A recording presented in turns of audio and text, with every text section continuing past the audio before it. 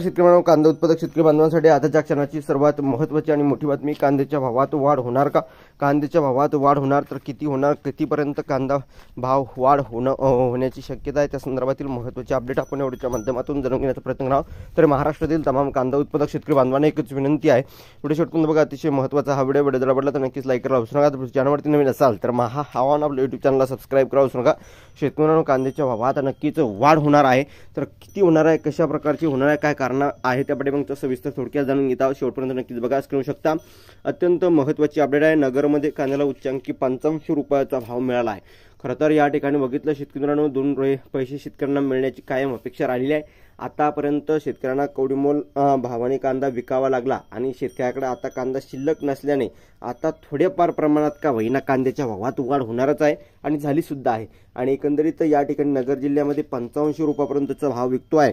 अशा खंडातील या ठिकाणी नाशिक जिल्ह्यातील जे काही लासलगाव कांदा मार्केट आहे त्याच्या पाठोपाठ नगर जिल्ह्यातील बाजार समित्या येत आहे. पारनेर कृषी उत्पन्न बाजार समिती, त्यानंतर या ठिकाणी घोडेगाव या बरेचशा बाजार समिती नगर जिल्ह्यातील या ठिकाणी समोर येते आहे आणि या ठिकाणी भाव भेटतो आहे. खरं तर भाव भेटलाच पाहिजे, शेतकऱ्यांना 2 पैसे मिळाले पाहिजे.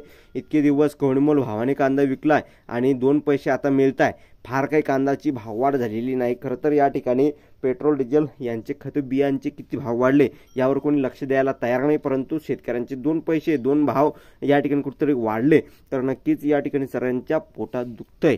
हे खरं तर या ठिकाणी झालं नाही पाहिजे आणि खरं तर 2 पैसे शेतकऱ्यांना मिळालंच पाहिजे, कारण की उन्हातानात काबड कष्ट करणारा यांना कवडीमोल भाव भेटतोय आणि हे आडते व्यापारी यांना मात्र या ठिकाणी तुपासारखं म्हणजे एकंदरीत या ठिकाणी चांगल्या प्रकारचा भाव त्यांना घेऊन जात आहे. जो विकणारा राहतोय तो वेगळाच कवडीमोल भाव विकतोय आणि यांना चांगल्या प्रकारचा भाव मिळतोय. खरं तर असं झालं नाही पाहिजे. आता ही शेतकऱ्यांना भाव भेटतोय, संपूर्ण शेतकऱ्यांना भाव भेटत नाही, यांच्यापेक्षा ही कवडीमोल भाव शेतकऱ्यांना भेटतोय. त्यामुळे या ठिकाणी भाववाढ झाली असं आपल्याला झाली असं म्हणायला वावगं ठरणार नाही. एकंदरीत भाववाढ झालीच पाहिजे. धन्यवाद.